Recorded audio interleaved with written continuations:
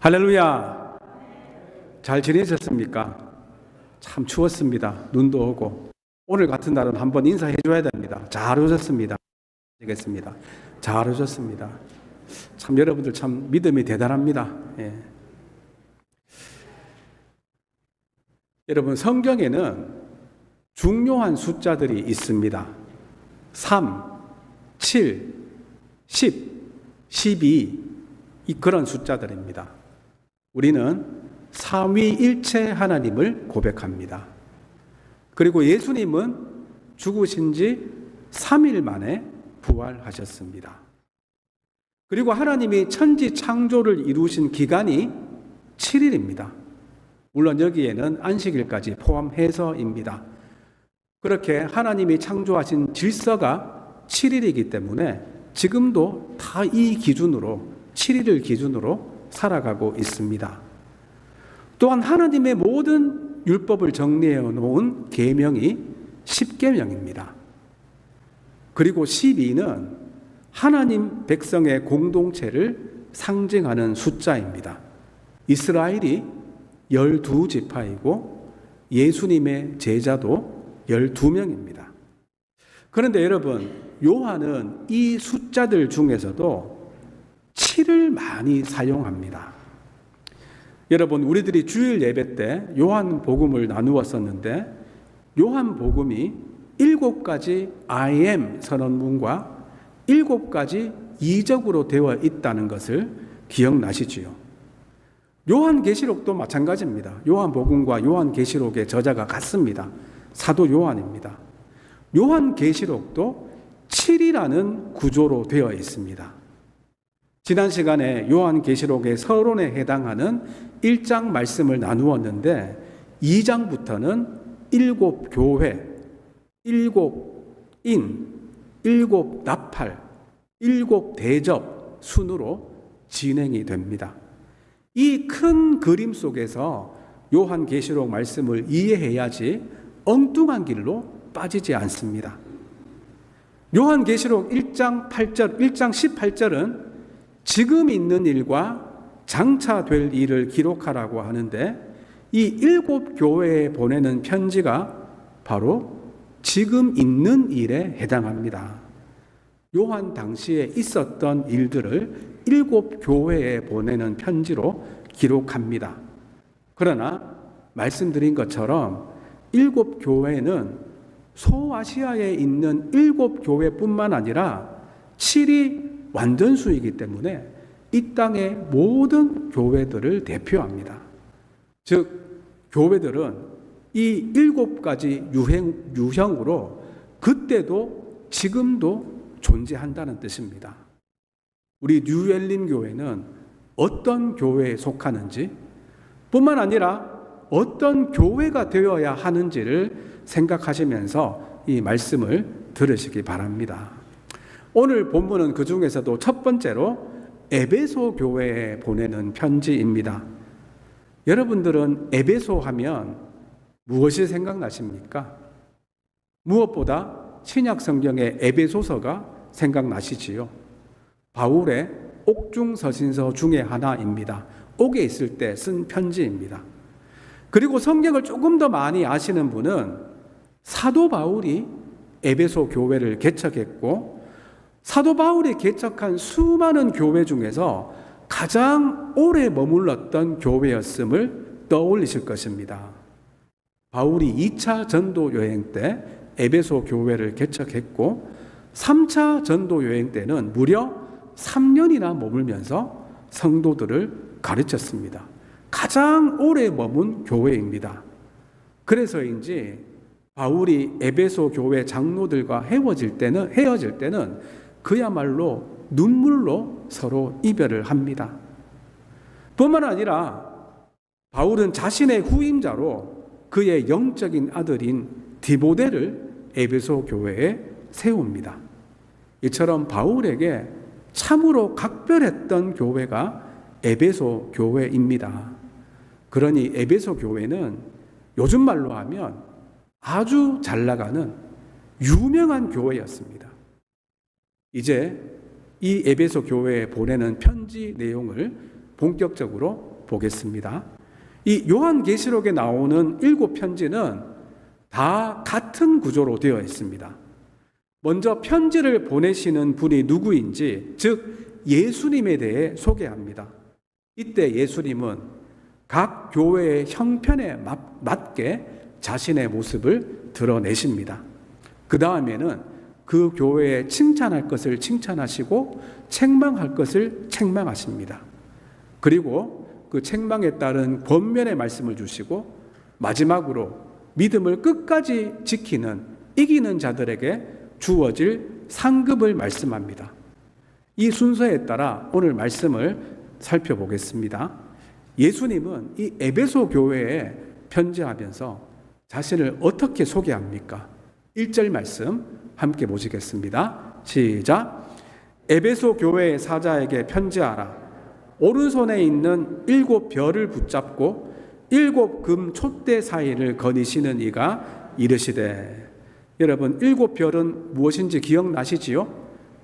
7교회의 사자, 교회 지도자들을 말합니다. 그리고 7금 촛대는 7교회라고 1장에서 이미 나누었습니다. 그러니 예수님이 이 교회의 사자들, 즉 이 교회 지도자들을 붙잡고 교회 사이를 거니신다는 것은 예수님이 교회를 다스리시는 진정한 주인임을 드러내는 말씀입니다. 예수님이 왜 이렇게 자신을 소개했을까요? 뒤의 말씀을 보면 그 이유를 충분히 알 수 있지만 일단은 넘어가겠습니다. 그리고 에베소 교회를 칭찬하는데 그들의 행위와 수고와 인내를 칭찬합니다. 사랑의 수고와 인내가 풍성하고 게으르지 않은 교회라고 칭찬합니다. 뿐만 아니라 이단에 대항해서 정통 진리를 사수하고 사도의 가르침을 끝까지 지켰음을 2절과 3절에서 칭찬합니다. 그러니 교회 명성에 맞게 열심히 있는 교회였고 진리를 끝까지 지킨 교회였습니다. 그럴 만도 한 것이 이 교회 설립자가 누굽니까? 사도 바울입니다. 그리고 그 2대 목사, 후임 목사가 누굽니까? 디모데입니다. 목회 서신서인 디모데 전후서도 에베소 교회에 목회하고 있는 디모데에게 보내는 편지입니다. 그만큼 에베소 교회는 초대교회 당시에 모르는 사람이 없을 정도로 유명한 교회였습니다. 또 여러분, 이 초대교회 전승에 따르면 디모데 다음의 후임자는 빌레몬서에 나오는 오네시모라고 합니다. 그러니 초대 목사, 2대 목사, 3대 목사 모두 성경에 나오는 인물들입니다. 사실 요한도 에베소 교회를 목회했었고 또 이 편지가 쓰여질 당시에는 요한의 제자들이 목회를 했을 가능성이 많다고 합니다. 이렇게 외적으로 보면 모범적인 교회였고 신실하고 안정된 경륜 있는 교회 공동체였습니다. 그러니 여러분, 에베소 교회 다니는 성도들의 자부심이 대단하지 않았겠습니까? 우리 교회가 어떤 교회인 줄 아느냐? 바울과 요한, 디모데가 거쳐간 교회야. 우리 교회는 보통 교회와는 달라. 이랬을 것 같습니다. 그러다 보니 예수님보다 자연스럽게 교회를 더 자랑하게 됩니다. 그런데 여러분, 예수님보다 더 사랑하고 더 자랑하는 것이 우상 아닙니까? 그렇습니다. 여러분, 교회도 우상이 될 수 있습니다. 그래서 예수님이 내가 이 교회의 주인임을 분명히 하기 위해서 1절에서 7별을 붙잡고 7금 촛대 사이를 거니시는 이로 소개한 것입니다. 생각해보면 요즘에도 이런 교회들 있지 않습니까? 우리 교회가 어떤 교회인데 이 지역에서 가장 역사가 깊고 가장 영향력이 있는 제일 큰 장자교회라며 교회의 주인이신 예수님보다 교회를 자랑하고 교회의 스타 목사들을 자랑하는 교회가 있습니다. 아마 에베소 교회 성도들도 이 교회를 세운 바울과 후임자 디모데 자랑을 많이 했을 것 같습니다. 에베소 교회가 이렇게 허세로 가득한 교회임을 명확히 보여주는 말씀이 4절입니다. 4절 말씀 함께 보시겠습니다. 시작. 그러나 너를 책망할 것이 있나니 너의 처음 사랑을 버렸느니라. 그렇습니다. 에베소 교회는 과거에 얽매여서 과거에 찬란했던 그 영광만 자라가다가 그저 대대로 내려오는 교회의 전통만 유지하기 급급해지면서 첫사랑은 잊어버리고 형식만 남은 교회로 전락했습니다. 그 교회 성도들은 우리들이 바울이 있었을 때는 어땠고 디모데가 있었을 때는 어땠고 하면서 과거의 자랑이 대단했을 것 같습니다. 그러면서 예수님을 자랑하기보다 교회를 자랑했겠지요. 그러나 여러분, 예수님이 빠진 교회는 아무리 건물이 화려하고 스타 목사가 있고 성도들의 수가 많아도 그저 형식적인 교회일 뿐입니다. 반면에 교회 건물도 없고 여러 조건들이 변변치 않아도 예수님이 계시는 교회가 진정한 교회임을 믿으시기 바랍니다. 그래서 예수님은 이 형식만 남은 에베소 교회에 처음 사랑을 버렸다고 책망하십니다. 첫사랑은 하나님의 은혜를 처음 깨달았을 때 가졌던 사랑과 열정을 말합니다. 에베소 교회가 처음에는 정말 열심히 주님을 섬겼는데 세월이 갈수록 그 열정은 점점 식어져 갔고 결국 교회를 지키려는 형식만 남아 있었기 때문입니다. 여러분, 요즘에 한국 교회가 미국에 있는 한인 교회를 포함해서 행여나 이렇지는 않습니까? 한국에는 교인 수도 많고 교회 건물도 얼마나 크고 아름다워졌습니까? 미국에서도 이런 말이 있지요. 중국 사람들이 모이면 식당을 차리고 일본 사람들이 모이면 공장을 짓고 한국 사람들이 모이면 교회를 세운다 라는 우스갯소리가 있을 정도로 미국의 한인 교회들이 얼마나 많습니까? 뿐만 아니라 요즘은 원하기만 하면 인터넷을 통해 최고의 설교를 얼마든지 들을 수 있습니다. 지금처럼 하나님의 말씀이 풍성한 때도 없었습니다. 그런데 이렇게 여러 가지 조건들이 좋아진 것 같지만 과거에 비해 모자란 것이 보입니다. 바로 열정입니다. 좋은 조건과 환경에서 신앙생활을 하지만 열정은 예전 같지가 않습니다. 이 열정의 부족이 믿음의 조상들이 가졌던 신앙을 껍데기로 만들어버립니다. 심지어 주일 예배도 이제는 온라인으로 편하게 드리겠다는 사람들이 점점 많아지고 있습니다. 물론 팬데믹과 같은 비상 상황에서는 온라인으로 예배 드릴 수 있다는 것도 참 큰 축복입니다. 또 오늘처럼 이렇게 눈이 오고 추운 날에는 온라인으로도 얼마든지 예배 드릴 수 있습니다. 그러나 온라인 예배가 대면 예배를 완전히 대체할 수는 없습니다. 그럼에도 불구하고 참 감사한 것은 우리 교회에는 참으로 이 중병 쪽에 있으면서도 예배의 자리를 지키고 꽤나 먼 곳에 사시면서도 주일 예배에 오시는 분들이 있지 않습니까? 오늘도 보십시오.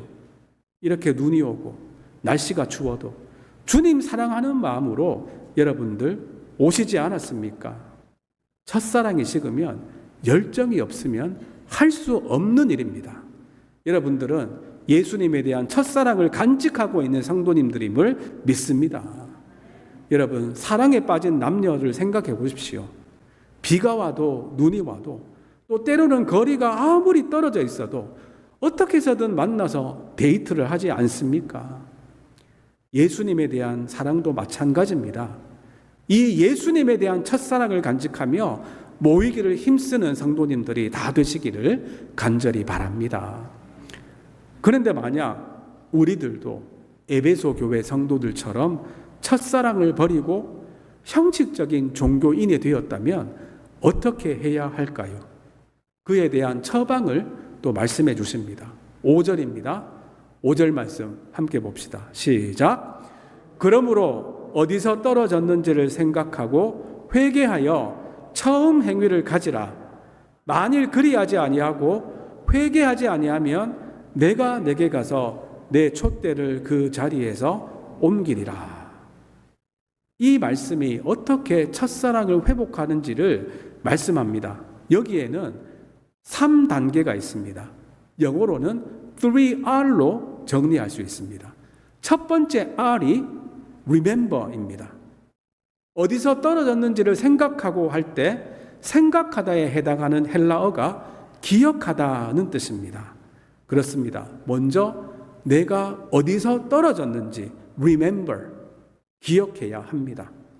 무슨 계기가 있었는지, 무엇이 잘못이었는지 생각하고 기억해야 합니다.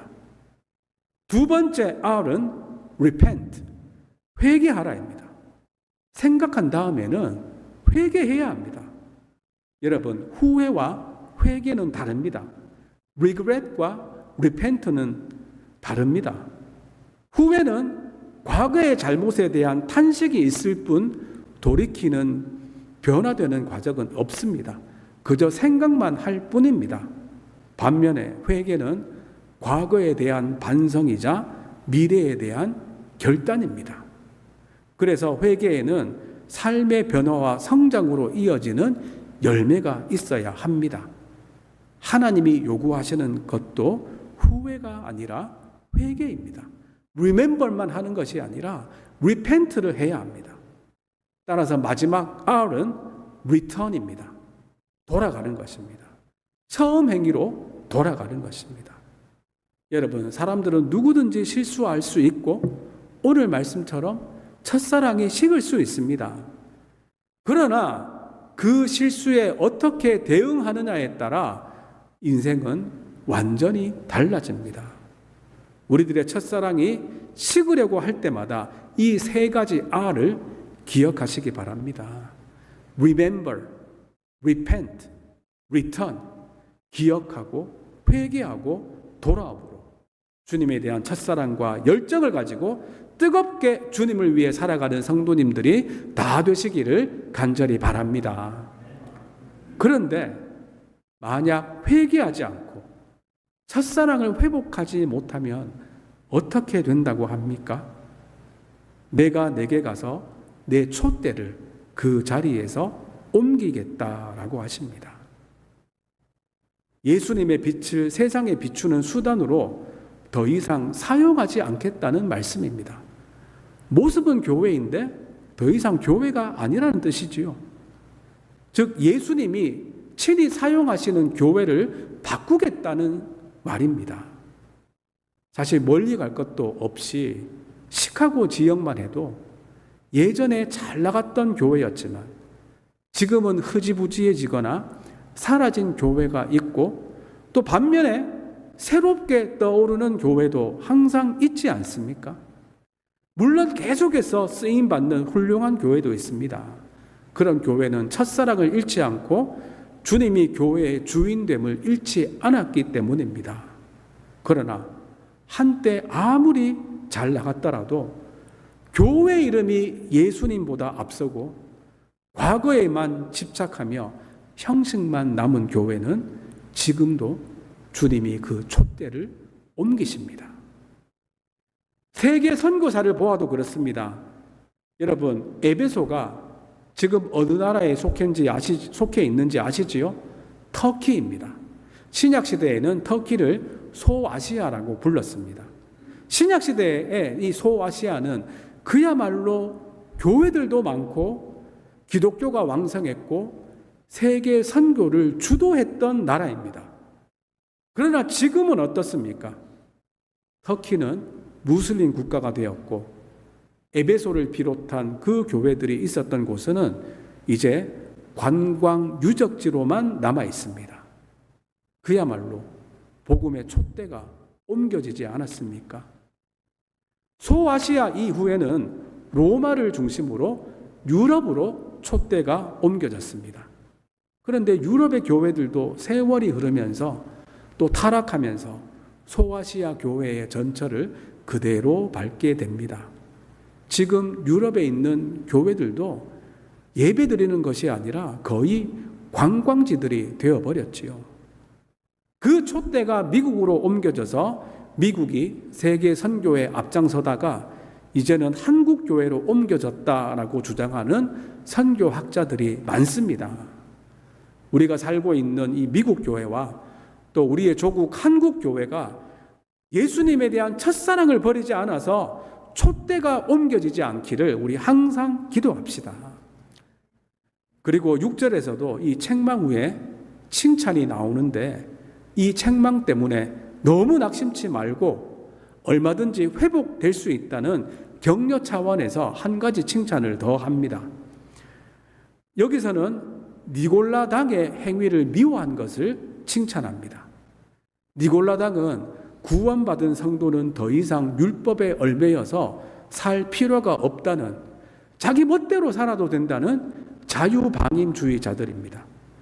육신으로 무슨 일을 하든 심지어 죄를 지어도 상관없다며 방종과 음행과 우상숭배를 해도 괜찮다는 이단입니다. 지금의 구원파와 비슷한 이단이지요. 우리들은 우리의 행위에 관계없이 오직 하나님의 은혜로 예수 믿음으로 구원받은 것은 분명한 사실입니다. 그렇다고 해서 구원받은 후에 멋대로 사는 것이 하나님의 뜻은 아닙니다. 구원받은 후에는 그 사랑과 은혜에 너무나 감사해서 말씀대로 살려고 노력하는 것이 진정한 성도의 삶입니다. 이것을 성화의 삶이라고 합니다. 칭의의 구원을 받은 성도들에게는 반드시 이 성화의 구원이 있어야 합니다. 구원의 조건이 아니라 구원의 결과로 우리들은 말씀대로 살기를 힘써야 합니다. 그러나 니골라당이나 구원파는 칭의의 구원만 믿고 성화의 구원을 부정하는 이단입니다. 에베소 교회가 이 니골라당을 물리친 것을 칭찬하면서 마지막으로 끝까지 믿음을 지키고 이기는 자들에게 주어지는 상급을 말씀합니다. 7절입니다. 함께 보시겠습니다. 시작. 귀 있는 자는 성령이 교회들에게 하시는 말씀을 들을지어다. 이기는 그에게는 내가 하나님의 낙원에 있는 생명나무의 열매를 주어 먹게 하리라. 아멘. 여러분, 예수님이 그 교회 사정에 맞게 자신을 소개한다고 말씀드렸는데 각 교회에게 주시는 상급 다 다릅니다.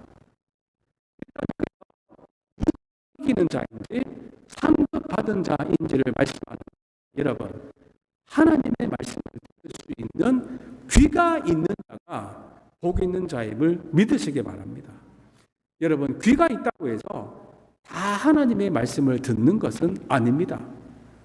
똑같은 말씀을 들어도 그 말씀에 은혜 받는 성도가 있는가 하면 그 말씀이 도무지 들리지 않는 사람이 있습니다. 왜 그렇습니까? 성령께서 들을 수 있는 귀를 허락하지 않았기 때문입니다. 그래서 저도 설교하기 전에 항상 성도들에게 들을 수 있는 귀를 허락해 주시기를 기도합니다. 여러분, 글을 읽지 못하는 사람에게 책이 무슨 별 의미가 없습니다. 그러나 글을 읽을 수 있는 사람에게 이 얼마나 중요한 자료입니까? 우리 귀도 마찬가지입니다. 아무리 예배 시간마다 말씀이 선포되고 또 라디오에서, TV에서, 인터넷에서 좋은 말씀이 흘러나와도 들을 수 있는 귀가 없는 사람에게는 무용지물입니다. 하나님의 말씀을 들을 수 있는 자가 복받은 자임을 믿으시기 바랍니다. 일단 말씀이 들려야 순종을 하든 말든 할 것 아닙니까? 성령께서 내게 들을 수 있는 귀를 주시기를 항상 기도하시기 바랍니다. 이렇게 하나님의 말씀을 들은 자에게 어떤 축복이 주어집니까? 하나님의 낙원에 있는 생명나무의 열매를 주어 먹게 하겠다고 하십니다. 여러분, 이 생명나무가 바로 에덴 동산에 있었던 그 생명나무입니다. 원래는 이 생명나무를 먹을 수 있었기 때문에 에덴 동산에서 사람은 영생할 수 있었습니다. 그러나 아담과 하와가 선악과를 따먹음으로 하나님이 생명나무를 금하셨습니다. 그래서 인류에게 죽음이 찾아왔습니다.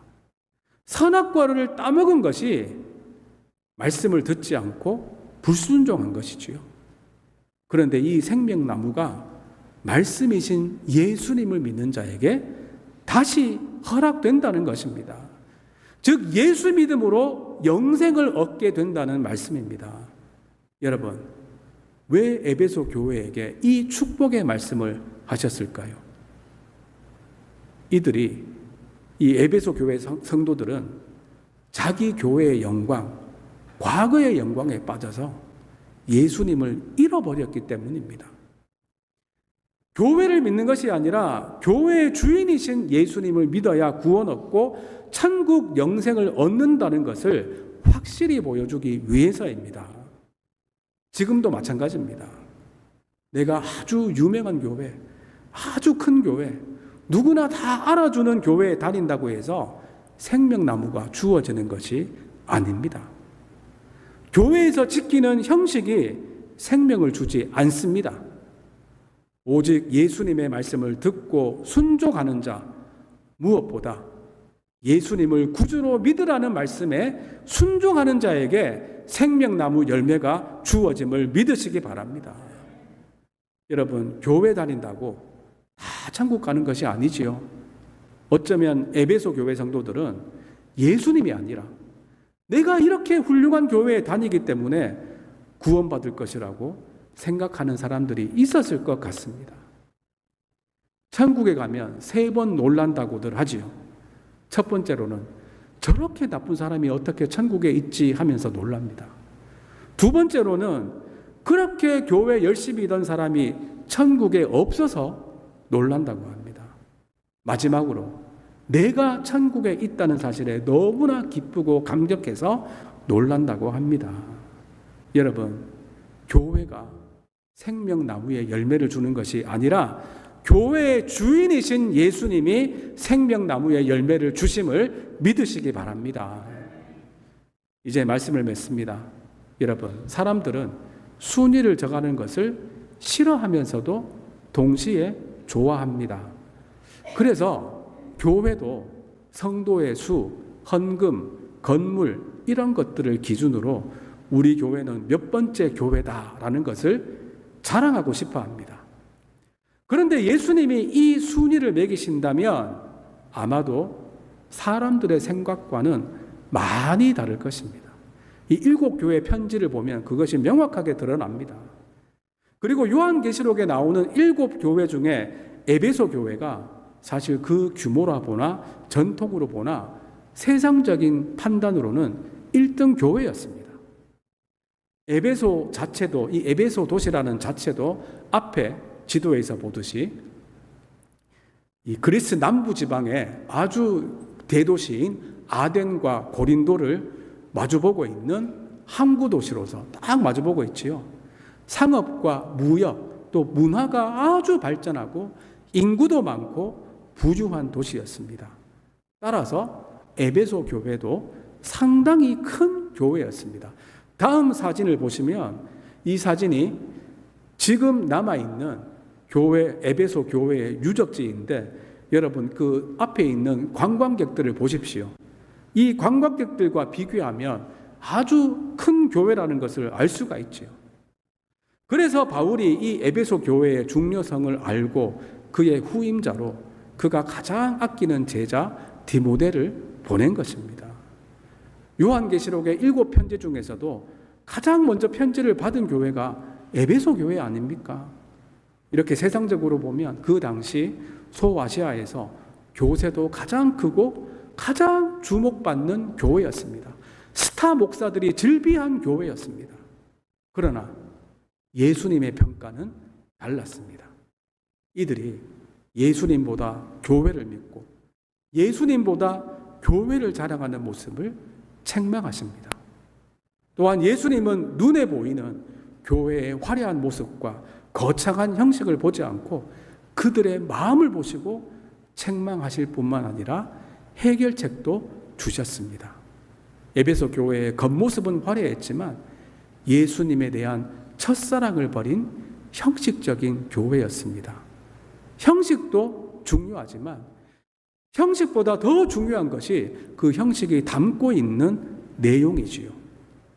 그들의 신앙의 형식에 예수님을 담고 있었다면 첫사랑을 버렸다는 책망을 듣지 않았겠지만 그들은 그야말로 형식만 있는 신앙인이었습니다. 우리들도 사실 똑같은 일을 오래 하다 보면 익숙해지고 형식만 남게 되는 경향이 있습니다. 그러나 우리의 믿음은 결코 이렇게 되어서는 안 됩니다. 날마다 새로운 은혜를 체험하고 새 노래로 주님을 찬양해야 합니다. 새 노래로 찬양하는 것이 새로 만든 신곡으로 찬양하는 것이 아니라 새로운 마음으로 찬양하는 것이라고 말씀드렸지요. 왜냐하면 주님의 은혜가 날마다 새롭기 때문입니다. 그래서 우리들은 똑같은 찬양이라도 새 노래로 주님을 찬양할 수 있습니다. 그저 과거에 있었던 은혜만 생각하며 과거의 믿음을 자랑하는 성도가 아니라 지금 내가 받고 있는 은혜에 감사하며 지금 예수님을 내 삶의 주인으로 모시고 오늘의 믿음으로 살아가는 저와 여러분들이 다 되시기를 주님의 이름으로 축원드립니다. 이 시간 함께 찬양하시겠습니다.